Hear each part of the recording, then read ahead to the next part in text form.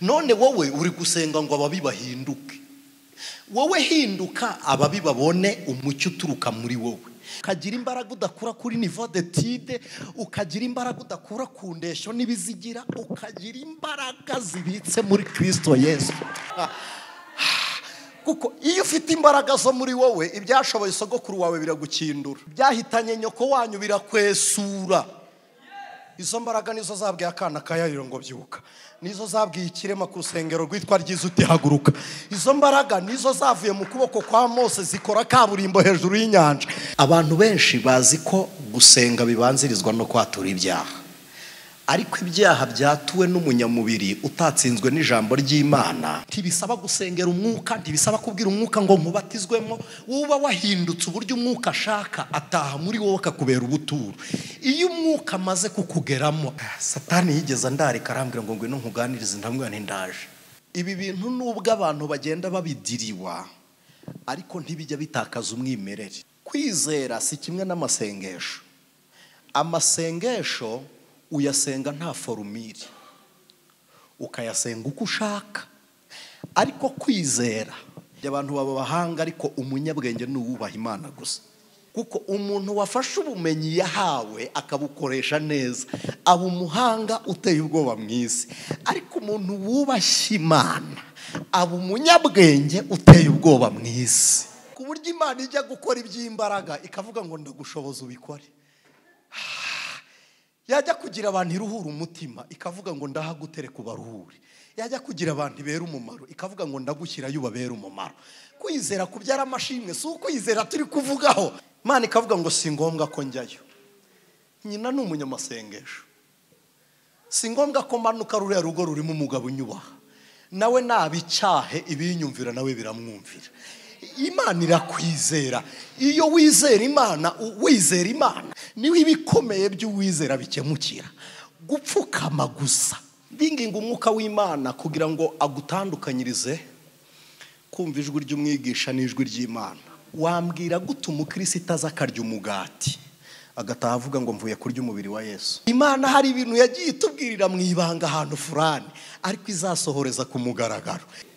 Arandeba n'umujinya mwinshi arambwira ngo muri wowe se nahamenya gute? Ndamwana utekereje nkuko ntekereza, ukizera nkuko nizera.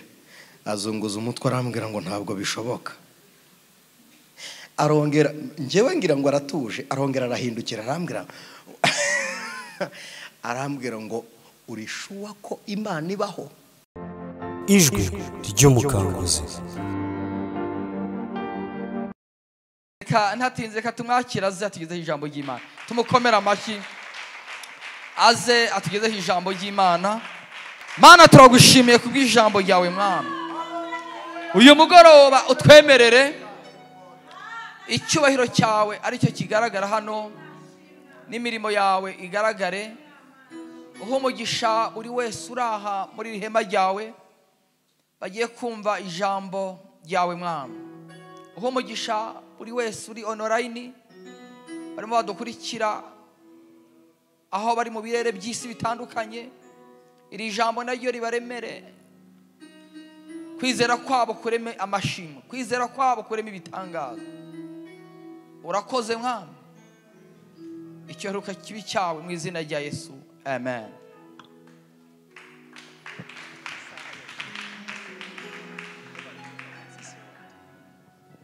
Katwongere dukomere Imana amashyi ku bwa mushumba wacu. Imana ishimwe, amen. Imana ibahe umugisha. Reka dusome urwandiko Pawulo yandikiye itorero ry'Abakorinto, urwandiko rwaho rwa mbere, aho abantu benshi bakunda kuvuga ngo mu Bakorinto ba mbere. Urwandiko rwa mbere rw'Ikorinto igice cyaho cya kabiri, turasoma duhereye ku murongo waho wa mbere. Urwandiko rwa mbere rw'Abikorinto igice cyaho cya kabiri, turasoma duhereye ku murongo waho wa mbere. Abantu twabanye ubwashize narababwiye ngo iyo umuntu asomye Bibiliya yihuta ayibonamo inyuguti, ariko iyo utekereje ku byo uri gusoma ibyari inyuguti bivamo ubuzima. Imana ishimwe. ni igice cya kabiri mu rwandiko rwa mbere rwandikiwe itorero ry'i Korinto.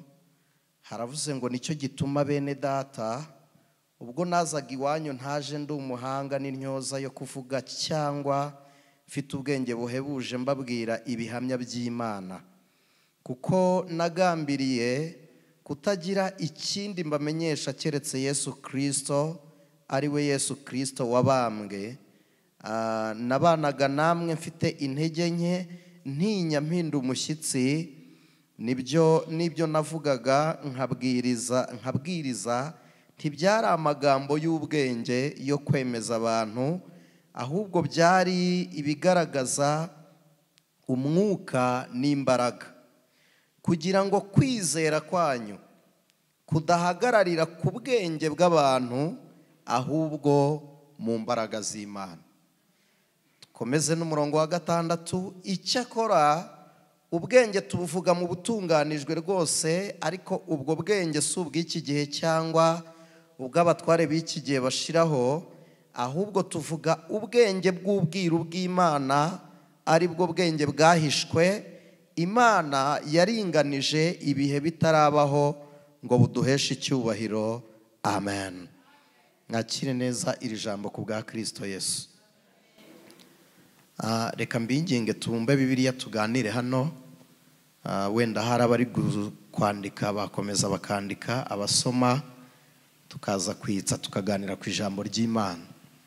Abantu tutaziranye, nitwa Anicet Niyomugabo, ndi umukristo kandi ndi umupapa, mfite madamu n'abana. Tugize umugisha wo kuboneka hano mwari no teraniro, by'umwihariko dushimiye ubuyobozi bw'itorero. Mushumba, murakoze kutwemerera guhagarara hano, ndetse namwe muteze amatwi ijambo ry'Imana. Yesu abaho umugisha. No kuvuga ko ingororano Imana imanura mu ijambo ry'Imana turazigabana twese, ko Bibiliya iravuga ngo uwigisha agabane byose n'uwigishwa. Imana ibaho umugisha. Dufite rero intashyo twahawe na bene so, aho twagiye tunyura baratubwiye ngo tuzasuhuza itorero ry'Imana. Bene so barabasuhuza. Imana ibaho umugisha. Hari n'abadukurikiye online, nabo tubahaye ikaze kuri Hope in Jesus Ministry. Abadukurikiye n'abadukurikiye ku Ijwi ry'Umukanguzi, Imana ibaho umugisha mu izina rya Yesu Kristo. Dusomye igitabo, ndagira ngo tuganire kuri uku kwizera. Twagize umugisha, abashumba bacu bahishure badutegurira teme nziza iri mu mwuka w'Imana, kwizera kubyara amashimwe. Imana ishimwe. Dusomye igitabo cy'Abakorinto, ntabwo nza kukibandaho cyane. Aba bantu Bibiliya yita Abakorinto bari Abagiriki b'abahanga mu by'ubwenge, reka mvuge ngo hafi bwose.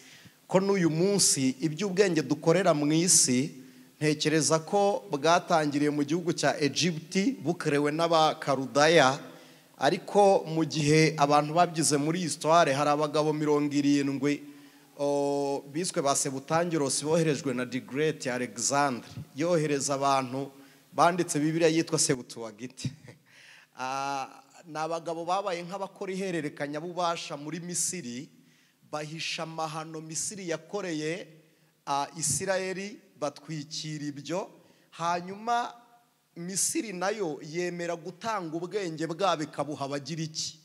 Uyu munsi rero siyanse dufite irakomoka mu Bagiriki, ariko kandi nubwo ariho ikomoka siho yahereye mu gihugu cya Egiputa, ko n'umubare niho waturutse. Si ibyo nje kubigisha, nari nshatse kuvuga gatoya ku bwenge bw'Abagiriki. Abagiriki bari abahanga mu buryo bw'ubuvuzi, ubumenyamuntu, bakaba abahanga mu mubare n'icyitwa astronomy. Abagiriki bakagira muri bo n'ubundi abagabo b'Abakarudaya bari abahanga mu buryo bwo gukorana n'imyuka, kumenya ibihishwe bagendereye mu myuka. Rero aba Bagiriki babanje kuba abahakanamana, bakora insengero nyinshi. Muzasoma igice cya 21 uhereye na 17 mu gitabo cy'ibyakozwe n'intumwa. Pawulo arabivuga, yagezeyo yaravuze ngo ubwo nagendaga nitegereza ibyo musenga, nasanze mwaranditse ngo ikirorero cy'Imana itamenywa. bari abahanga ku buryo ubwenge bwaba confusinze, bashakisha Imana mu mubare n'inyajwi barayibura. Babuze mu Imana baravuga ngo ishobora kubibaho kuko ivugwa kandi ikayobokwa na benshi. Baravuga ngo ariko ntituza hwiba, reka dupfe kwandika ngo ni ikirorero cy'Imana itamenywa. Baravuga ngo ushaka gusenga iyo Mana itazwi yajya muri iki cyumba cyangwa se muri uyu mudugudu, yakicara hano, umusanze ahicaye ntakamubaza ibyayo kuko natwe ntitubizi. Ariko Pawulo ahageze arababwira ngo nabonye mwaranditse ngo ni ikirorero cy'Imana itazwi. Aravuga ngo iyo mutamenye niyo ngira ngo mbasobanurire. Aravuga ngo icyambere ntiba mu mazu yubatswe n'amaboko y'abantu. Icya kabiri aravuga ngo ntigifashwa n'amaboko y'umuntu nk'ugize iki kennye. Ntabwo Imana ikennye ku buryo ifashwa. Nasomye ijambo rirantangaza. Bibiliya yaravuze ngo ni Imana yabivuze. Yaravuze ngo umuntu akiranutse ntacyo ampaye, ngo kandi anakiraniwe ntacyo anyaze. Umuntu akoze ibyaha ntacyo anyaze Imana, anakiranutse ntacyo ayihaye. Mu yandi magambo ni nko kuvoma mu mugezi ukajya kumena mu nyanja, kuko n'ubundi wayavoma utayavoma yari bwijyaneyo. Imana ifite icyubahiro kiyisaga, Imana ifite icyubahiro gisaga. Jya nkunda kubivuga, umuntu utanga icyubahiro ntabwo aho umuntu icyubahiro amusanganye, ahubwo umuha icyo ufite, kuko Imana iyiduha iduha ku byo ifite, ntiduha ku byo tuyizaniye. Rero uyu mwanya mwaje gusenga hano ntimwumve ko hari icyo muri guha Imana, ahubwo mwumve ku giti cyanyu ko hari icyo muri kwakira gituruka ku Mana. Imana ishimwe. Wowe niwumva hari icyo uha Imana urasenga umeze nk'uwishyuza, ariko niwumva hari icyo Imana iguha uzahora iteka ryose unyotewe no gushaka Imana. Ko Bibiliya niko itubwira, iravuga ngo hahirwa abafite inzara n'inyota byo gukiranuka kuko ari bo bazahazwa. Kandi Bibiliya ikagaruka ikavuga ngo hahirwa abakene mu mitima kuko ubwami bwo mu ijuru ari ubwabo. Ntabwo ari abakene b'ubukene bwo kudatunga. Ndagira ngo mbibutse ko ikintu cyose umuntu akeneye aba ari umukene wacyo, si byose. Ijambo ubukene rituruka ku kinyarwanda cyitwa gukenera. Iyo ufite icyo ukeneye icyo ari cyo cyose uba uri umukene kuri cyo. Rero niwumva ko hari icyo ukeneye ku Mana, byanze bikunze nibwo ujya wabona gutunga. Imana ishimwe. Rero Pawulo agezeyo abwira abagira iki. Aba bagira iki biyise Abakorinto kubera imirimo yabo ipfuye. Nimwumva Korente ni ijambo mu kinyarwanda twebwe ubwiye umuntu ngo uri Umukorinto waba umututse. Ko kwitwa Korinto kugira ngo umuntu abe Umukorinto byemerwe ko ari Umukorinto, nuko yagombaga gusambana n'abagore b'ikigirwamana bitaga Rutemi 1000. Kwitwa Umukorinto ubwabyo biravuze ngo ni umuntu wangiritse abitewe no gusambana. Ibi byari ibigwi byabo biyemeraga bakirarira. Nimurebe igice cya 5, Pawulo yarababwiye ngo numvise iby'iwanyu aho byageze hose n'ibyo mwirata bipfuye by'ubusambanyi bwanyu. Ni mu Bakorinto yababwiraga. Noneho atangira kubigisha kwizera. Ko Pawulo ajya mu Bakorinto bwa mbere yagiye ababwira Kristo wahozeho akihindura umuntu kugira ngo apfire umuntu. Abakorinto baravuga ngo ibyo ntibishoboka, nta muntu wapfira undi. Bageze ku kintu cyabatangaje, basanga uwo wapfuye ntiyaheze mu gituro, yarazutse, basanga ariho. Pawulo aravuga ngo uwo mbabwira wapfuye mukanga kwemera iby'urupfu wapfiriye umuntu, ntabwo yapfuye ngo agumeyo. Aravuga ngo ahubwo yarapfuye, amaze gupfa anesha urupfu na kuzimu, akingura ibituro n'abera barazuka. Imana ishimwe. Aravuga ngo arazamuka yicara iburyo bw'Imana. Aravuga ngo atuzurana nawe. Aravuga ngo twazuranwe na Kristo. Yabwiye Abakorinto abigisha umuzuko, Kwizera, iyo tuvuga kwizera abantu benshi turyoherwa n'iryo jambo, ariko ubwaryo ni igikorwa gisaba umuntu kurwana. kwizera nta muntu ubivuga ahubwo umuntu arabikora. Bwashize abo twari kumwe ku wa gatatu narababwiye niba turi kwizera gukiza indwara. Timubyemera? Kwizera gukiza indwara.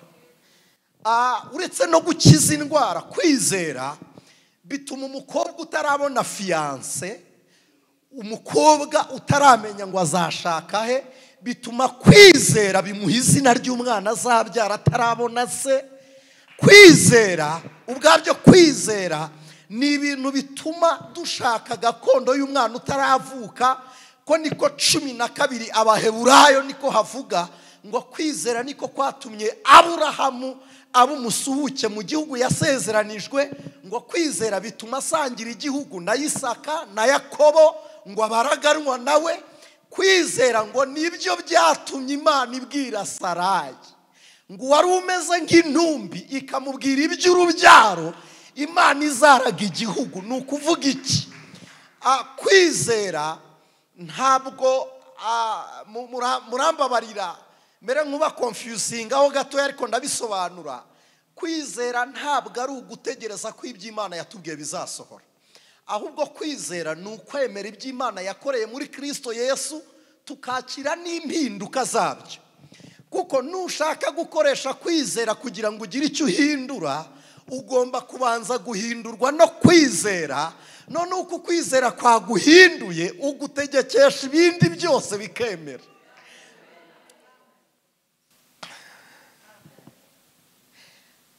Reka mvuge nitonze, abantu ba hano murafashwa cyane, ndagira ngo munyumve. Ubundi ibi bintu nubwo abantu bagenda babidiriwa, ariko ntibijya bitakaza umwimerere. Kwizera si kimwe n'amasengesho. Amasengesho uyasenga nta formule, ukayasenga uko ushaka. Ariko kwizera bigomba kuba biri oriente kuri Kristo Yesu. Iyo kwizera bitari kuri Kristo Yesu, Paulo aravuze ngo ibyo mbabwira ngo ntabwo ngira ngo kwizera kwanyu kugarukire ku by'ubwenge bw'umuntu. Muraza kumbabarira mbabwire ko nta muntu ugira ubwenge, abantu baba bahanga, ariko umunyabwenge ni uwubaha Imana gusa. Umuntu ni umuhanga, kuko tubaye abanyabwenge twese ntitwajya kwiga, sibyo? Ntimuzi se ko ubwenge ari bwo bubyara ubumenyi? Noneho ubumenyi tubuhana, icyo twita kwiga tubuhana kugira ngo twese duhane umurongo ngenderwaho w'imikorere muri sosiyete runaka. Ururimi ubundi kurwiga ntabwo cyari icyiza, cyari gitumye batwigisha ururimi. Kwari ukugira ngo niba dukoroniza tujye dukominikana nabo. Nibyo byonyine byari biraho.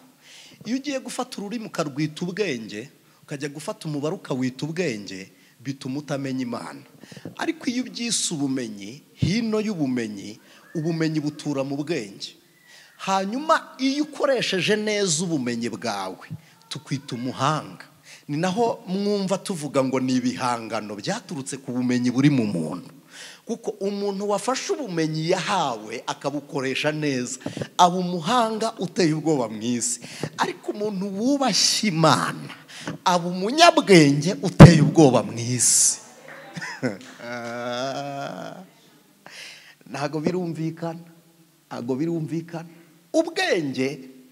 Ubwenge ni imibereho ituruka mu mitekerereze y'Imana.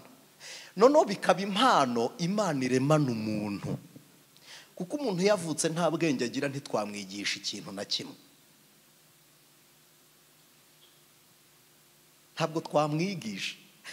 Imana yavuganye na Yobu, ivugana na Yobu. Yobu agiye kubyandika abyikuraho, aravuga ngo ibisi njyewe njyenyine ukwiriye kubyumva. Arandika ngo maze ibwira umuntu iti, kubaha Uwiteka nibwo bwenge, kandi kuva mu byaha niko kujijuka. Ndagira ngo munyumve mwitonze n'ubundi. Yobu uyu mugabo Bibiliya iravuga ngo yari umuturage wo mu gihugu cya Usi. Usi muri histoire bayita Asiriya, Bibiliya ikayita Ashuri.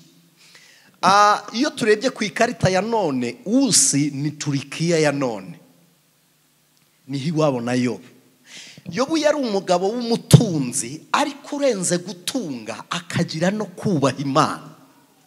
Ku rwego abana bagendaga akavuga ngo abana biriwe iyo ntazi aho biriwe. Uyu mugabo yari afite ubwenge, inshuti z'umusaraba. Aravuga ngo abana ntazi iyo biriwe, bashobora kuba bacumuye ku Mana. Aravuga ngo simbakira mutaza kunteranya n'Imana. Akabatambira igitambo cy'ibyaha, akabwira Imana ngo Uwiteka we. Muzasome muri Bibiliya, niwe muntu watambiye Imana ari umunyamahanga, atari umutambyi.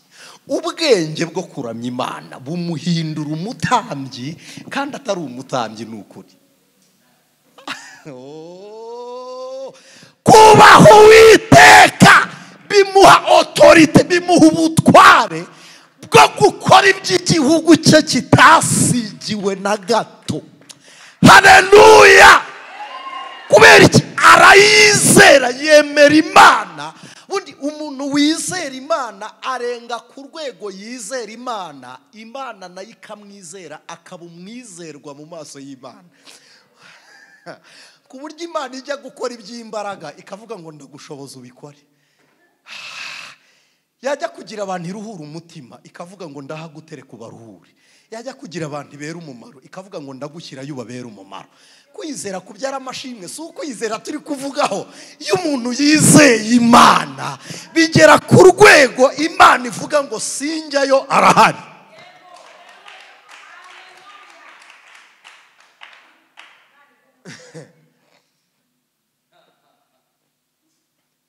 Bigera ku rwego urwaza umwana, Imana ikavuga ngo si ngombwa ko njyayo.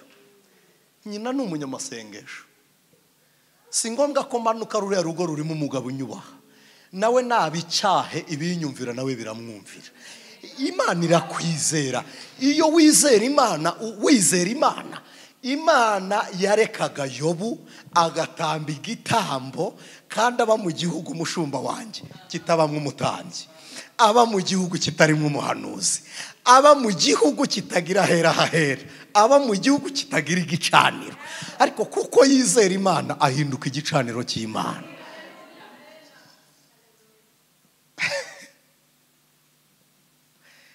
Nkunda kumva amakuru y'umurwa uri kuratagera ibyago, kandi umucyo n'umwana w'intama umunsi umwe nzawe abazajya muri ico gihugu bazaba bambaye imyenda yera, babicewe ikamba ry'izahabu, umunsi umwe nzawe. Haleluya! Haleluya! Yobu yubaka igicaniro, Imana irabyemera. Ariko kandi kuko amaze kwizera, Imana imufata nk'umwizerwa. Imaze kumufata nk'umwizerwa, Satani agira ati abwira Imana ngo mumpe. Imana iravuga ngo amufiya noti kuri Yobu nta kibazo, wamugira ntacyo bintwaye kuri Yobu nta kibazo. Iravuga ngo iyo usaba undi ntawe nari kuguha, ariko kuri Yobu ndamwizera. Iravuga ngo ntacyo mufata, ariko ubugingo bwe ubu bwihoreye. Satani acunda Yobu, siwe nashatse kuvugaho, nuko kaje aramucugusa kabisa. Nasomye ijambo mu gitabo cy'imigani, Bibiliya irambwira ngo guhotora izuru bizana uburakari, ngo ariko gucunda amata ngo biresa amavuta. Ubu abakirisito bazi ko kwizera ari ukuva mu bigeragezo. Oya, ahubwo kwizera ni ukubitsinda, kandi ntutsinda icyo utarwanye nacyo. Ntabwo utsinda icyo utarwanye. Kwizera bibyara amashimwe. Amashimwe ntazaza hovyo hovyo, siyo tambarare. Amashimwe aturuka muri strago. Ugomba gustragoringa, ariko kandi ukoresheje ivi. Muzarebe iyo abantu bigeze basenya, sinzi impamvu babyise gusenya, twebwe twabyitaga gutashya inkwi. Iki Kinyarwanda cyo gusenya sindamenya aho gituruka. Noneho iyo wabonaga urukwi rukomeye kuruta urundi tiwaruvunaga gutyo, washyiraga ku ivi. Umuntu wizera nawe aba ku mavi. Niwe ibikomeye by'uwizera bikemukira. Gupfukama gusa. Nibuka umugabo bitaga Zwingli, abadivantiste nibo bajya biga amateka ya Zwingli. Yigeze yasenga i Burayi hari intambara. Hanyuma bakora inama y'umutekano mu Bwongereza. Bari mu nama y'umutekano, amasengesho ya Zwingli aragenda akajya kubita, haza umutingito. Umwamikazi ari mu nama arababwira ngo kugira ngo ntinye ibitwaro bya kirimbuzi by'Abanyamerika, aravuga ngo natinya amasengesho ya Zwingli. Amasengesho y'umuntu wizera, Bibiliya iravuga ngo intwaro zacu si nk'iz'abantu. Ntabwo ari char de combat, si ibifaru, ntabwo ari za paragreti. No, intwaro yo kwizera yinjira no mu migambi, apana mu biri gukorwa, apana mu bikorwa, yinjira no mu migambi. Haleluya, haleluya, haleluya. Kwizera bijya mu migambi abadayimoni bagufitiye bikavurunga inama. Kwizera biburizamwe abarozi, kwizera bica karande, kwizera birakuraho umuvumo.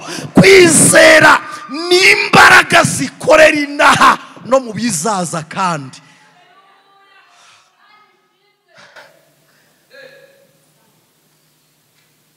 Imana ishimwe.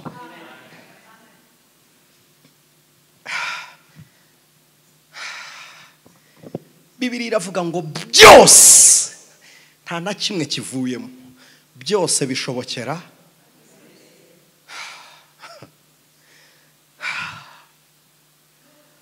ndinginga umwuka w'Imana kugira ngo agutandukanyirize kumva ijwi ry'umwigisha n'ijwi ry'Imana. Imana iguha ubwenge burobanura imvugo yayo mu kanwa k'umuntu.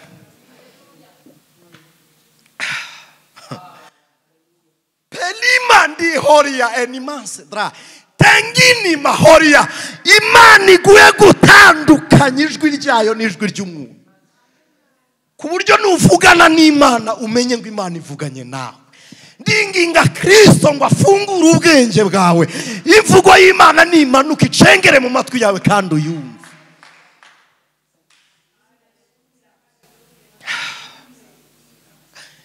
Dukubitanwa kwizera kandi tukugira. Mushumba, tugira kwizera. Nukuri abakristo turizera papa. Kubera iki? Wambwira gute umukristo aza akarya umugati agataha avuga ngo mvuye kurya umubiri wa Yesu? Nukuri turizera. Wowe uranywa juice warangiza ngo ni amaraso, kandi urabizi neza ko atari amaraso, nta naho twamukuye. Ikiganza cy'ubutware cyakoze kuri wa mugati cyawugize umubiri. Akanwa k'ubutware kavuze kuri ya juice kayigiza amaraso. Ibyo turabyizeye. Twebwe twizeye ko twapfanye na Kristo. Nta wakwishe, nta wakuziritse, nta wagukubise, nta n'uwagutunze urutoki. Ariko twaherekeje Kristo mu rupfu, turavuga ubu dupfanye na Kristo. Ibyo turabyizera. Tugeze mu mva tuzukana nawe. Ni nayo mpamvu tuza gusenga muri Hope. Nuko twazukanye na Kristo. Suko twazukanye nawe, nicyo gisobanuro cyuko twaje nyine. Kunda mu rusengero niho usanga umuntu yaje yizanye, ntawagushyira mu ishumi ngo akurure ngo nakugeza mu rusengero akubwire ngo icara hano tuze kuhasohoka. Twese turizana, turizera mu by'ukuri. Hanyuma tumaze kwizera tuzukana na Kristo. Ariko ikibazo abarokore bagize nuko twagize kwizera kudukura mu mva kukaturekera mu isi, ariko ntitugire ubutware bungana n'ubudusohoye mu mva. Kandi umuririmbyi avuga ngo iki? Umuririmbyi yaravuze ngo nkuko yazuye Kristo.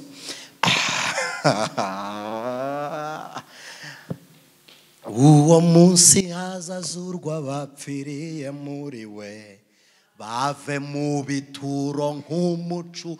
umva uburyo twizera kuva mu bituro nk'umucunguzi, uburyo Yesu yavuye mu gituro ari muzima adahahamutse adatinya urupfu, niko abizera tuzava mu gituro ntawe utinya urupfu ntawe uhahamutse, kuko kwizera bizaherekeza umuntu wizera, bizaherekeza umubiri we bimanukane ikuzimu mwumva. Kwizera kuzajyana natwe, umubiri ubore kwizera gusigare, amagufwa abore kwizera gusigare.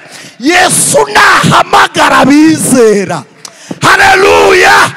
Kwizera kubwira umubiri ngo baho, kwizera kubwira igufwa ngo baho, kwizera kubwira umutima ngo tera, kubwira amaraso ngo tembera, ni kurangiza kukubwira ngo itaba Kristo.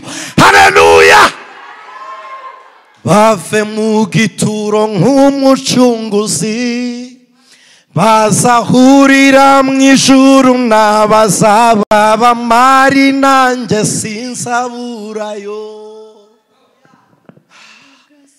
None uku kwizera kuzadukura mu gituro kunaniwe gukura ifoto yawe ahantu bayishyize gusa.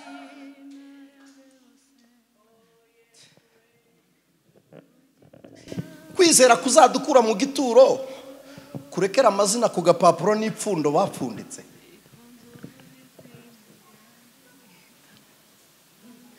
Kwizera kudukura mu gituro, kwizera kuzura uwapfuye, tugukubitanwe muri karitsiye. Narababwiye Satani ntafite ubushobozi bwo kurema intwaro, ahubwo akoresha iyo yadusanganye dutwara nabi. Iyo utwaye nabi kwizera, Satani agufasha guhahamuka, akageragezo gatoya kabonye umwanya agafatamo, kakugerageza ku rwego ruruta ikinini wari wizeye.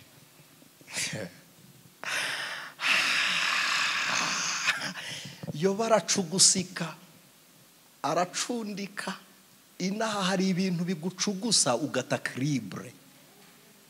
Ayiwe tibireba urwego rw'umuntu, nta ntera nta kigutera, bigucunda bikurikije urwego uriho. Ubu mwisi twese dufite ibintu bidushobora, twese tugira ibidushobora.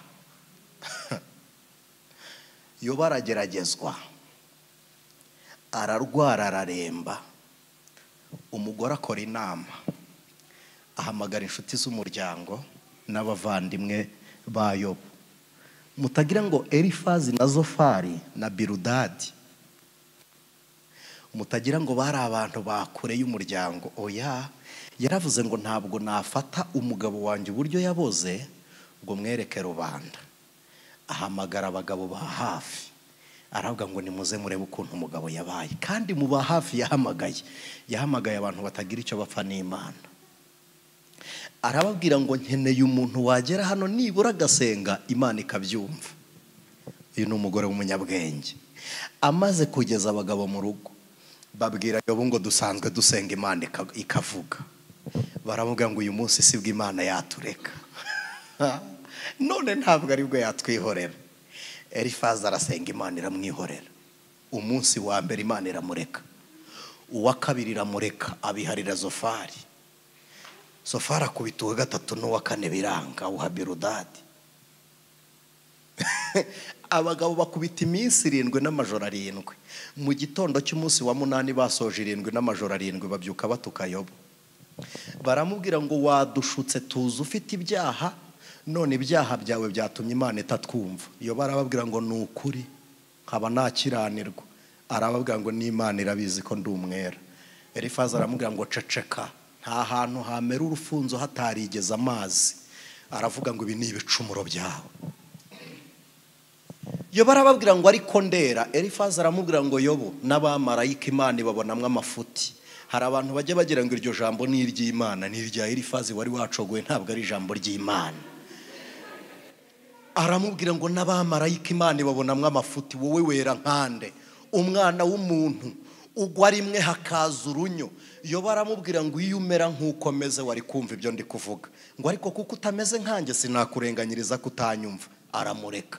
Bigera ubwo bamucunaguza, arareba aravuga ngo koko iyi ni impamvu y'ibyaha ibyo ari byo byose. Aravuga ngo ariko ubwo ntabikoze Imana yarandenganyije.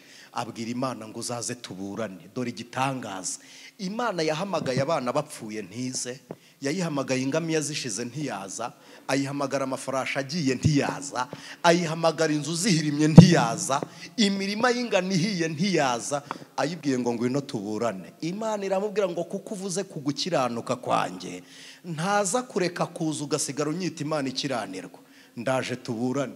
Hari ahantu mujye muhamagara Imana ntiboneke kandi Imana ihari. Kwizera kwawe ntikuri mu guhinyura kuza kw'Imana mu gihe idahari, ahubwo kwizera kuravuga ngo nubwo ntakubonye ariko ndabizi ko uhari. Yobu yarabivuze. Yobu yaravuze ngo nyishakiye iburyo sinayibona. Iburyo ni mu gukiranuka kw'Imana. Aravuze ati ntayo mpabonye kuko ibiri kumpora ishobora kuba nta kimpoye. Namwe muzasoma Bibiliya iravuga ngo yamuhoye agatsi, bivuze ngo ni ubusa. Ndakudishya kuko ufite imbaraga zo kwihangana. Satani nabona ko wihanganye nawe arye ku mbuto z'umukiranutsi. Umva uburyo Imana yizeramwe abantu. Imana ni igitangaza. Yo baracundikira mucugusira mucugusa. Yo barangije aravuga ngo havumwe umunsi mama yasamiyeho inda. Iramucundira mucunda aravuga ngo inda yangira rutwa niyavuyemo. Ntabwo ndi kwanga kuvuga igitabo cya Yobu. Agera ku rwego abwira Imana ngo iburyo ndakubuze n'ibumoso, ngo imbere ntuhari. Imbere ni mu bizaza by'Imana, ni mu masezerano. Hari igihe ushakira Imana mu byo yavuze ukabona nta nzira. Abantu benshi aho barayibura. Noneho aravuga ngo n'inyuma sinkubonye. Inyuma ni mu mateka y'iby'Imana yakoze. Yobu yararebye impamvu yavuze ngo inyuma sinkubonye, ntiyari kwirata ingamiya zari zashize, ntiyari kwirata abana bari bakindutse, ntiyari kwirata abagaragu ntibari bahari. N'umugore wari usigaye yabyutse mu gitondo aramubwira ngo hari ikintu namenye, tuka Imana nurangiza wipfire. Yo baravuga ngo nimbwira uyu mugore ko ari umupfapfa sindi bugubwe neza. Aramubwira ngo uvuze nk'umwe mu bagore b'abapfapfa. Abimukuraho ko atari ubivuze. Yo barihangana. Imana irangije iramubwira ngo ngaho kenyera ukwete uze tuburane. Yo baraza ageze aho ahurira n'Imana. Imana iramubwira ngo Yobu ntarakurema wabagaye. Yo baravuga ati ibyo byo ntabyo nzi. None se iyo ijoro ritaraza mba naribitse ntaha data, aho se ndahazi. None se wabuze igihe isha zimira? Ni ukuri ntabyo nzi. Yobu kuki impara yirukanka ifite amezi ntiramburure? Huti ni ukuri ko Imana ntabyo nzi. None se Yobu ahantu hafashe inyegamo z'ikirere, wabuzaho inkingi zifashe ikirere ziri? Yobu uti ni ukuri kose tuwite bari barakumbwiye. Impamvu nazanye amafuti n'amatiku nuko nari nakumvanye abantu, ariko ndakwiboneye. Aravuga ngo Uwiteka we iyo tuburanye nsanga ari njye uneshwa. Aravuga ngo iyo tuburanye nsanga ari njyewe uneshwa. None se kubaza umuntu uri kugeragezwa ngo ahantu nashyize imfatiro z'ikirere n'isi, ahantu nabambye ijuru, ibyo bimumariye iki? Muzi impamvu? Ikirere uko utabona urufatiro rw'ikirere niko utazi n'urufatiro rw'icyo navuze kuri wowe aho urufatiye. Ntabwo ubwenge bwa Yobu bwabyumvaga. Irango uti niba nta muntu ugira uruhare mu gucya kw'ijoro, nta nuzagira uruhare rwo gukuraho ubwire ruri ku buzima bwawe. Mu yandi magambo, komeza wizere njyewe nyir'ubwo bwiru, njye nyirayo mabanga. Gumana kwizera unyizere. Iyo mbwiye ijoro ngo nirigende amanywa aratambika, Yobu niko nzabitegeka ku buzima bwawe. Uko utazi igihe isha yimira. Mu yandi magambo, isezerano ryanjye abantu babona risohoye ariko ntibazi igihe ndigirana n'umuntu.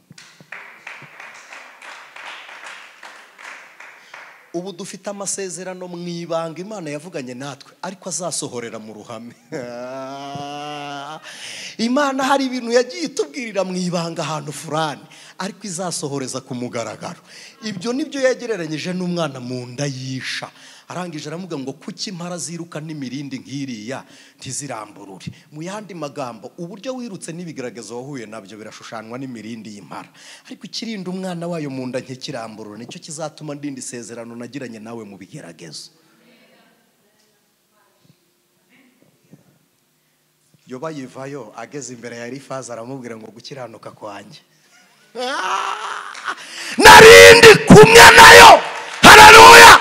Arababwira ngo kandi nzi yuko umucunguzi wanjye ariho. Umucunguzi wanjye ariho kandi amaso yanjye azamubona. Aravuga ngo ntabwo ari ayundi, ni amaso yanjye nzamureba. Arababwira ngo kandi uyu mubiri uhora nzawambura ndebe umwami wanjye. Ni njyewe personnel, nta muntu nzatuma, ntawe uzayindebera, ntawe uzayerekwa ngo ayimbwire. Njyewe tuzarebana duhanganye amaso ku maso, face to face. Bibiliya y'Igiheburayo yo iravuga ngo nzi yuko goheri ngo umusimbura wo mu makuba ngo azaza kubabarira aho ndi kubabara, ngo nkajya kwishima ibyishimo bye. Umuntu wizera, kwizera kwawe ntigukora mu gihe wishimye. Kwizera k'umuntu kugaragara mu gihe ari kurwana. Hari umugabo twigeze twahura, nkunda kumutangaho urugero. Twahuye atari umwizera, atanemera Imana, ni umunyakowete.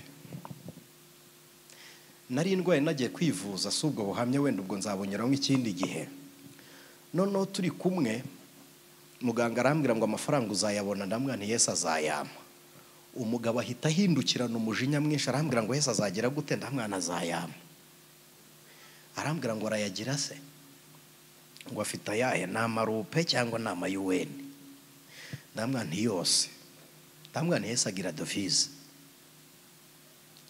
Umugabo arandeba arambwira ngo ubundi sabahe, mbona yabigize intambara. Ndamwana aba muri njye. Arandeba n'umujinya mwinshi, arambwira ngo muri wowe se nahamenya gute? Ndamwana utekereje nkuko ntekereza, ukizera nkuko nizera. Azunguza umutwe arambwira ngo ntabwo bishoboka. Arongera, njyewe ngira ngo aratuje, arongera arahindukira arambwira ngo urishuwa ko Imana ibaho? Ndamwana irahari. Arandeba agira atya, arambwira ngo none ngo Imana ibahe? Ndamwana iragituye muri njye. Ubundi ku bantu batizera Imana iba mu ijuru, ariko kubizera igendera muri twe. Imana iba muri twe, mu ijuru se ni hehe? Ni mu bugingo bw'abizera Kristo. Murakoze. Haleluya. Ni mu bugingo bw'abizera Kristo, aho ni ijuru riri. Kubera iki? Niyo mpamvu mujya muri kumbura kandi nta muntu ukumbura hataragera, nta ukumbura icyo atazi. Kuki se mukumbura ijuru mwigeze mujyayo? Nuko ubugingo buri muri mwebwe ariho butuye. Umugabo arambwira ngo niki cyatuma nyimenya? Ndamubwira nti njyewe warunze. Arambwira ngo hoya ngo ntago nari inkozi. Ndamubwira se wigeze utekereza ko mbaho? Arambwira ngo hoya ngo sinigeze mbitekereza. Ndamubwira none se kuba utarunzi, utarambona, utaranatekereza ko mpari, byari bisobanuye ko ntabaho? Kuba utanzi bivuze ko ntabaho?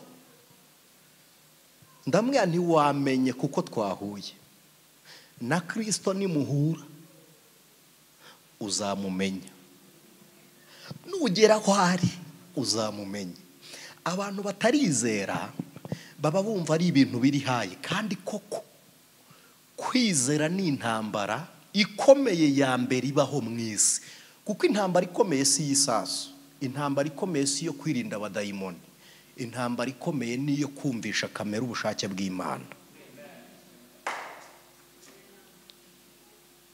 Kugira ngo ubwire kamere kw'Imana hari ukundi kuntu ibishaka, biragorana. Iyo iyi kamere yibitseho inyuguti ikaba ifite umubare, irakurushya nshuti yanjye. Reka umubare n'inyuguti bihure, uhita ubihuza n'ubuganza, bihuze n'ubusinga n'ubunyiginya, bihite bihurira hamwe, bikora kokuteri y'imyumvire. Bikora kokuteri y'imyumvire ku buryo ubwira umuntu akakubwira ngo suku iwacu duteye. Umuntu kikubwira akurikije imiterere y'iwabo ntarahinduka, kuko iyo uhinduwe ntuba ufite imiterere wasanganywe, ugira iyo wahawe. Kugira ngo rero kwizera gukore, nuko bibanza kugucarenginga, ukinjira mu cyumba cya transformation, Imana ikaguhindura, ukagira imbaraga udakura ku bututsi n'ubuhutu n'ubutwa, ukagira imbaraga udakura kuri niveau d'étude, ukagira imbaraga udakura ku ndeshyo n'ibizigira, ukagira imbaraga zibitse muri Kristo Yesu. Haleluya! Ukagira imbaraga zikomoka muri Yesu.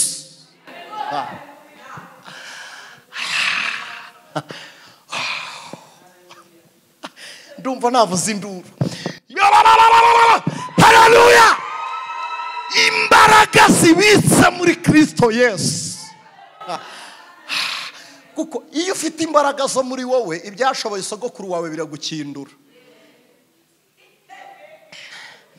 Ibyahitanye nyoko wanyu birakwesura. Iyo ufite imbaraga zawe, ibyishurungano rwawe biraguhitana, bikuraho. Iyo ufite imbaraga zawe, ibirwanya generation yawe biraguhitana, nshuti yanjye, biraguhitana, bikuraho, bigakindura. Izo zawe zirashira, ariko imbaraga za Yesu Kristo, haleluya, nizo zanesheje urupfu na kuzimu, nizo zakinguye ibituro. Izo mbaraga nizo zabwiye urupfu ngo rekurabera. Izo mbaraga nizo ziduha umwuka wera. Izo mbaraga nizo ziringaniza inzira y'abakiranutsi.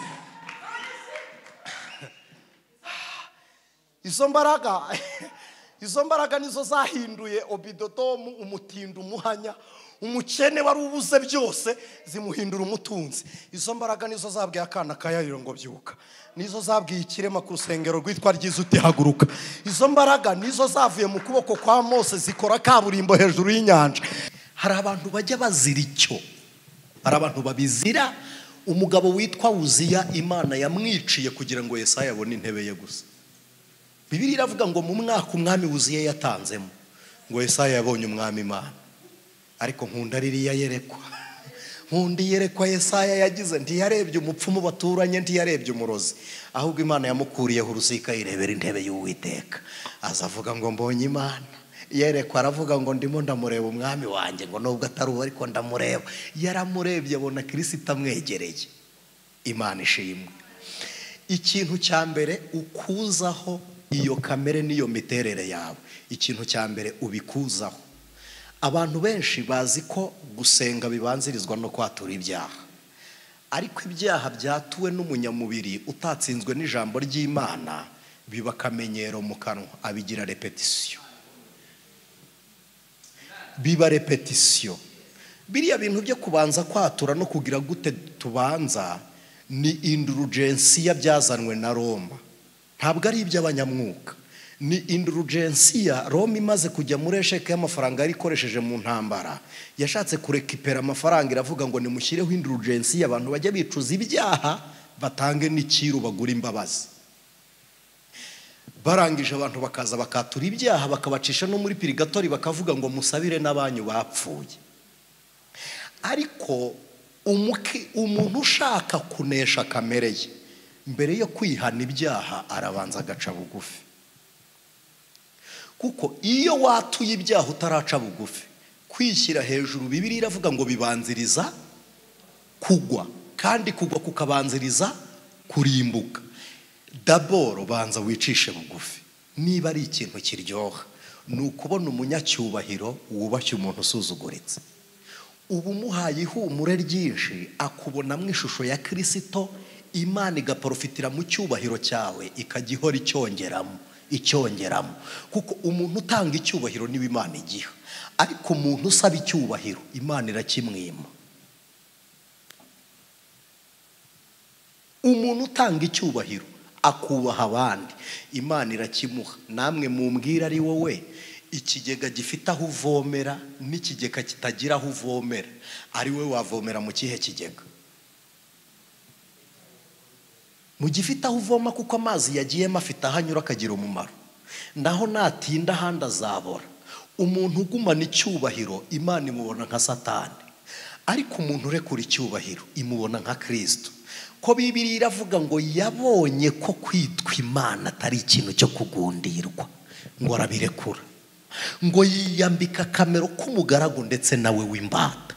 Iyo uri guca bugufi uba uri gushushanya. Hari abantu bazi ikinyarwanda twita, niba ari ikinyarwanda ni igifaransa je pense, kudekarika.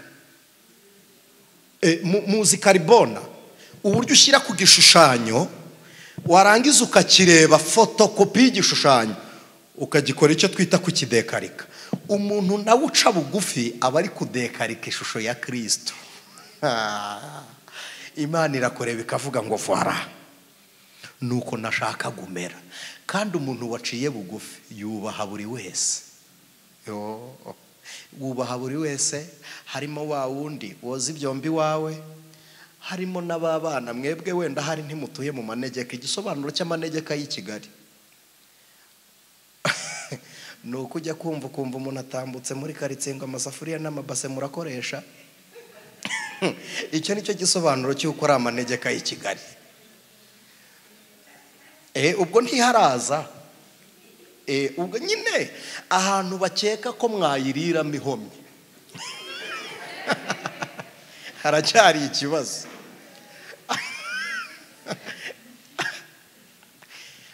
Guca bugufi ni ukubaha umuntu nk'ubu. Nigeze najya kubwiriza ahantu hano mu majyepfo, ni mu karere kamwe ntabwo nkavuga. Meya w'ako karere yari inshuti yanjye. Ndamubwira nti nzaba ndi mu bwatsi bwawe umunsi uyu n'uyu. Arambwira ngo nanjye nzaza. Noneho ariko arambwira ngo nzaza nkerereweho gato kuko muzatangira turi mu nama, inama izasoza mpite nza. Ndamwira nta kibazo. Ndamanuka njyayo, mpagarara muri gare, umuntu aza kuntega, aza kundeba atwaye kamoto gashaje, kakajesa gashaje bien ko gusaza nyine, ku buryo ubona ko ishaje kabisa. Ikimenyimenyi cyo gusaza nta kinyoteri na kimwe yari ifite. Urumva ko iyo moto yari ishaje rwose.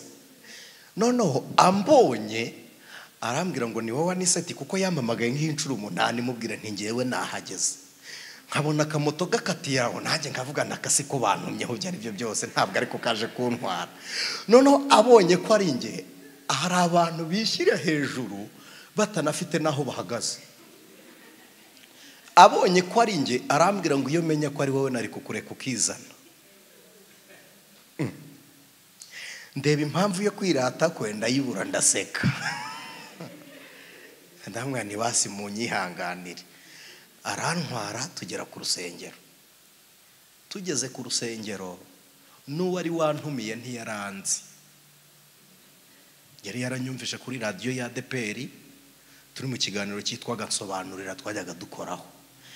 Aravuga ngo Ev.Anicet Niyomugabo ndakuraritse uzaze. Avugana n'umushumba wanjye kuri paruwase, babigenza uko protokole zose ziteganyijwe. Ndamanuka mpageze, arambwira ngo ni Ev.Anicet. Nti ntabwo nibeshye, ni Ev.Anicet. Ndambwira nti ninjye. Akivuga atyo, meya baraje. Noneho ntibanamwakirira hamwe, bari bateganyije kutwakirira. Bajya hirya mu kindi cyumba. Meya mbere imfura arampamagara. Arambwira se uri hano hafi wahageze? Nti ndahari. Ko nakubona se? Ambwira umudugudu. Niho waje? Nti naha.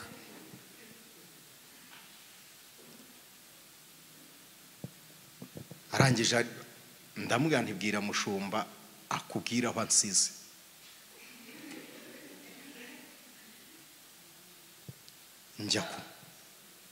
Njya kumureba,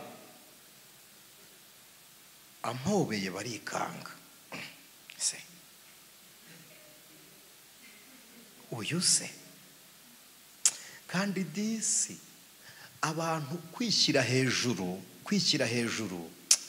n'ubwenge bupfuye. Nta muntu n'umwe utagira ukomeye yamenyana nawe. Nta n'umwe pe. Nta n'umwe pe. Buri muntu wese abagira ukomeye. Iyo ampobeye barikanga. Noneho we afite uburyo yakuzaga amaprotokole cyane. Arangije uti mushumba wanjye, amakuru nti namahoro, twari dukumburanye ntitwari duherukanye. turicara tuganira, igiterane kiratangira. Gitangiye ndagenda mpindura imyambaro nari mfite, ndaza ndigisha. Maze kubwiriza, wa muntu wari urabanjyana inyuma arambwira ngo mbabarire, ngo narinzi ko nta mavuta y'Imana kurimo. Ndamwani oya, sa mavuta y'Imana tarandiho, kuko Imana navuze naje nzanye nayo, ntabwo nayifatiye hano, nibihe ntabwo nabisanze hano. Ndambwa nti nazanye nabyo, ahubwo nasanze inyamaswa zitagira ubumuntu. Ndambwa nuko nasanze muri inyamaswa, no kumpa umwanya nukomeye yampobeye ntimwari kumpa kwigisha. Nahuye na meya mpobeye murampa ndigisha, ariko iyo atampobera ntimwari kumpa ngo nigishe. Guca bugufu bwabyo ni ikimenyetso gituma wemeramo bose Kristo Yesu. Guca bugufi bituma wemeramo bose Kristo Yesu, bigahuriza no mu ivuka rya Kristo, kuko ikintu cyatumye Herode atamumenya nuko atarazi ko yavukira mu kiraro. Ariko yamushushanya no guca bugufi, yari no kujya kumushakira mu mashyiga, yamubura akajya mu kiraro cy'intama, yamubura agahura nawe mu kiraro cy'inka. Ariko kuko atabishikira, nta makuru afite habe na gatoya, nta makuru afite habe na gatoya. Guca bugufi bicura kamere n'imitekerereze yawe. Imana ishimwe. Iyo wowe waciye bugufi bwawe usatira Kristo Yesu. Iyo umuntu aciye bugufi, mushumba wanjye, ababaye fondasiyo y'umwuka wera.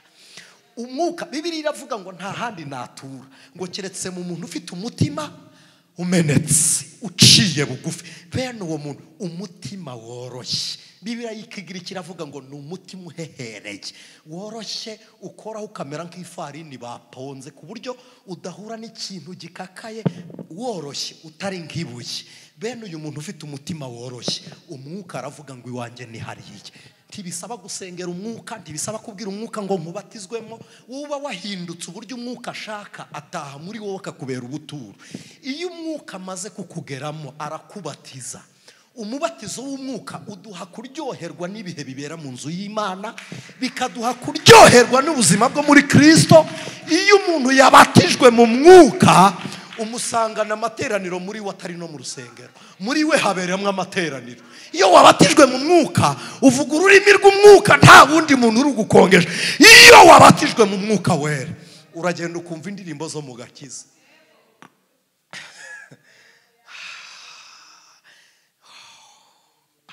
Bene uyu muntu Imana imuha kwizera nk'impano, iyo mpano ikamubera ubuzima. Bibiliya yaravuze ngo iyo mwagira kwizera kungana nuko akabuto, muzi ukuntu kangana ni nk'uburo. Uburo umuntu yabugereranya n'iki? Reka tugereranye nibura n'agasaro. Agasaro ntimukazi mwese, ariko gato cyane. Ntabwo kuriya kwizera Yesu yaravuze iriya kwa mupaseri iriya, ntabwo ari iriya paseri yaravuze kwako. Ingano y'urubuto n'umwero warwo, ingano y'urubuto ni umusaruro w'imbuto, ntabwo ingano y'imbuto ari uko imbuto ingana. Yaravuga ngo kwizera kungane n'urubuto rwa sinapi, mu yandi magambo rwera rukera ibintu binini. Murekeraho kugira ko gato kangana nako kabuto, reka da. Burya ingano y'imbuto ingana umusaruro.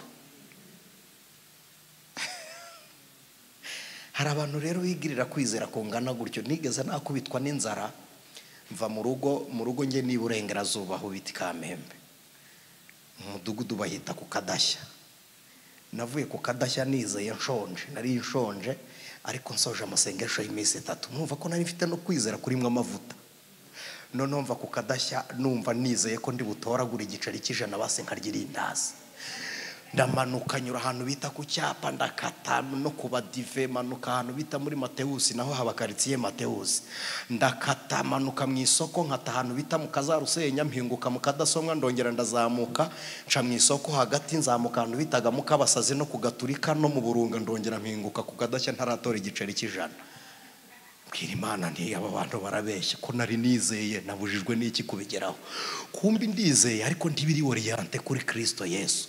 Kwizera bigutware no kwihangana. Iyo harimo kwihangana bituma ukomera kugera ku munsi w'igihe Imana yategetse.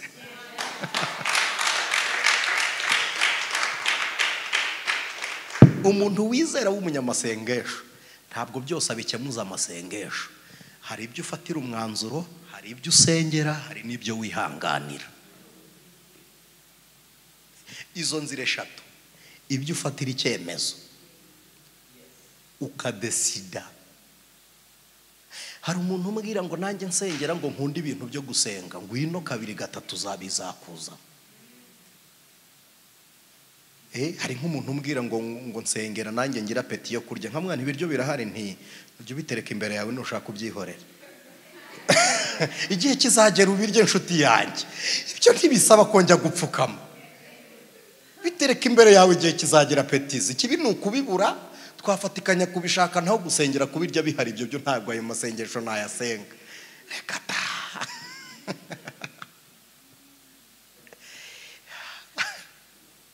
Hari ibintu bigusaba icyemezo. Yakobo yaravuze ngo hari ibyaha duhunga dukuyemo n'amaguru tukiruka. Ibi ngibi sosiyete ahantu ba muri community bakugusha buri kanya ugashiduka waguye, biragusaba guhindura ikigare, ntabwo bigusaba kubisengera. Hari igihe tujya dusenga tukavuga ngo Mana ngo weze inzira tugiye kunyuramo. Nukuri nta nzira nimwe yo mwisi zigera yera, inzira zejejwe ziri muri Kristo Yesu. Nta nzira uzasengera ngo yere, ntibishoboka. Ahubwo Imana izeze wowe uhanyura iguha ubutware muri iyo nzira, ariko nta nzira yejejwe uzanyuramo inaha. Nta nzira yejejwe uzacamo inaha ntayihari. Kwera se bizatura ahantu hatari ubugingo. Kwera kwa Kristo bicumbika mu bugingo bw'abamwizera. Rero wowe ubwawe Imana ikweze, nimara ku kwezi guha imbaraga zihindura aho uri kunyura, ariko ho ntihazahinduka utarahagera. Namwe nimutekereze, Yesu yaravuze ngo Mwami ngaba abo wampaye ngaba ndabaguhaye, simbasabye kubakura mu isi ahubwo barinda umubi. None wowe uri gusenga ngo ababi bahinduke. Wowe hinduka ababi babone umucyo uturuka muri wowe. Niba dahinduka ukomere uneshereze muri bo. Nkunda kubivuga, nta mukristo numwe urya imbuto abandi beza, ahubwo umukristo yeriza abandi barya. Weriza abandi barya. Kuwa gatatu gashize narabibabwiye, hari abantu bakunda gusoroma imbuto ariko badakunda kurya izo basoromye, bakazisoromera hasi. Hari n'uvunana n'amashami, cyose akamanurira rimwe kandi zose akarunda hasi. Uzahura nabo. Abakuki yaravuze ngo none se niba urufatiro rusenwe, umukiranutsi yakora iki? None azabeshwaho no kwizera. Ndagira ngo dusoze. Imana wizera ingana iki? Imana wizera ingana iki? Wifata Imana bingana na diplome yawe. Wifata Imana bingana n'imirimo Imana yagukoreye. Ejo bundi nagize umugisha wo gusura abantu bari muri gereza. Narabwiye ni kwizera ntimwizera ukubasohora hano gusa, uretse na hano n'ibituro bizakinguka bera batahe. Kwizera nugufata ukakugarukirizaho, wigufata ngo ugucemo kungane n'ibyifuzo byawe. No, kwizera kurema amashimwe. Ubundi amashimwe Imana yarayarahiye. N'amasezerano umukiranutsi agira, kandi n'igitangaza isi ibonera kuri twe. Amashimwe Imana igiye arema. Imana ishimwe. Kwizera kubyara amashimwe. Ni ukwizera kwatumye Petero ararama, aravuga ngo mwimbamba nk'umwami wanjye. njyewe ndabizi ko nubwo muri kunshyira mu rupfu ndabona ubuzima bwanjye bwakirwa na Kristo. Ijambo rya nyuma yababwiye, yarababwiye ngo umubiri uramanuka ariko ubugingo burazamuka. Kwizera kurema amashimwe ni ukugira imitekerereze ihura n'imigambi ya Kristo, ukumva ko ibyo utari kubonera urufunguzo Kristo abifitiye urufunguzo, no mu kibazo cya nyuma, mu bigeragezo bya nyuma, mu ngorane za nyuma, ukavuga ngo imirimo y'Imana ntirarangira. Igihe uzaba ugifite akuka ko kuvuga Imana, uzavuge ngo Imana ntirasoza imirimo yayo.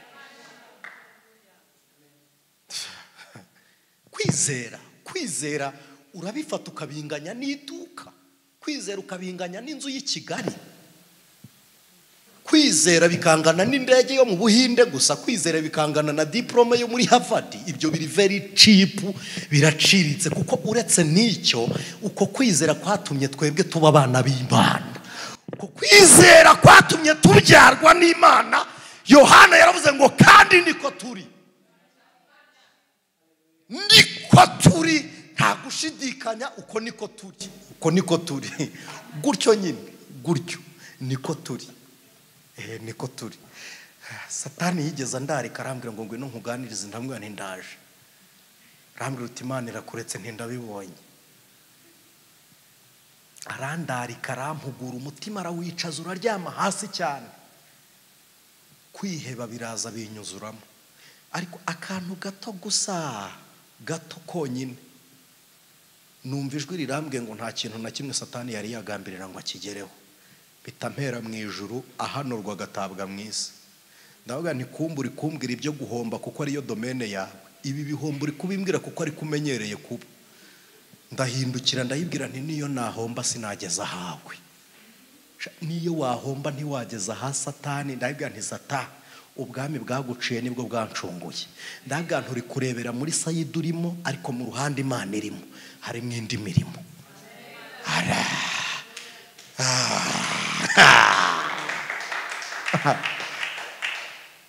Kwizera kurema amashimwe. Urumva ufite ikihe cyifuzo tugisengere. Fata ibyo byifuzo byose ufite byose ubirunda imbere yawe. Wabizanye dusenge, byose wabizanye, imitekerereze yawe n'ibyo byifuzo wabizanye, bibwire ngo hirya yawe nzongera nifuza ibindi. Wirekeraho ibyiza washyizeho, bibwire ngo hejuru yawe hari ibindi byiza nkeneye, no hirya yawe hari ibindi nkeneye, kandi ubibwire ngo hari amaboko azabikora, hari amaboko azabikora. Nasomye agatabo k'umugabo witwa Nsabuhoraho Zakari, yaranditse aravuga ngo aho kubwira Imana ngo afite ibibazo bikomeye, uzabwira ibibazo ko ufite Imana ikomeye. Wowe ubwawe ufite Imana, kandi iyi Imana irabyemera kuri umwana wayo. Hari umugabo umwe yigeze yajya mu bihugu by'Abarabu kubwiriza ubutumwa bwiza. Bashaka kumwica, ahungira mu nzu itagira abantu. Intare zirangije zirahazenguruka nijoro, mu gitondo umuhigi arahanyura yumva abantu bari kuvuga. Aravuga ngo mwebwe nta soni muryamye muri iyi nzu hafi y'isenga ry'intare. Uwo mugabo aramubwira ngo izo ntare mutinya ni imbwa za data. Ngo izo ntare muri gutinya ni imbwa za data, kandi imbwa ntigirya umwana wa shebuja. Ibyo bigeragezo bifate nk'imbwa za data, uvuge ngo ibindi bizarya umwana wa data buje. Kwizera kurema amashimwe kuraturuka mu ntambara y'imitekerereze. Icyo cyonyine gusa, kubwira ubwenge ngo Imana yabikora. Ubwenge bwawe buragarukira kuri experience yawe, kandi experience ingana n'ibyo wanyuzemo. Ariko hirya y'ibyo waciyemo hari ibindi utaranyuramo. Hirya y'ibyo utaranyuramo hari ukuboko kw'Imana kuzabikunyuzamo. Ubwo Imana yiteguye kugutsindira n'urwo utararwana, uri umunesha utaranarwana. Haleluya! Uri umutsinzi utaranarwana. Icyo kigutere kwizera, icyo kigutere kwizera, icyo kigutere kwizera. Pawulo aravuze ngo sinshaka kuko kwizera kugarukira ku bwenge bw'abantu. Aravuga ngo ndavuga ubwenge bwatunganijwe kera ngo ibihe bitarabaho, ngo kandi Imana yabutunganyirije kugira ngo iduheshe icyubahiro. abwira abakorinto aravuga ngo nubwo mutubahaga Imana ariko Imana yatunganyije ubwenge rwose.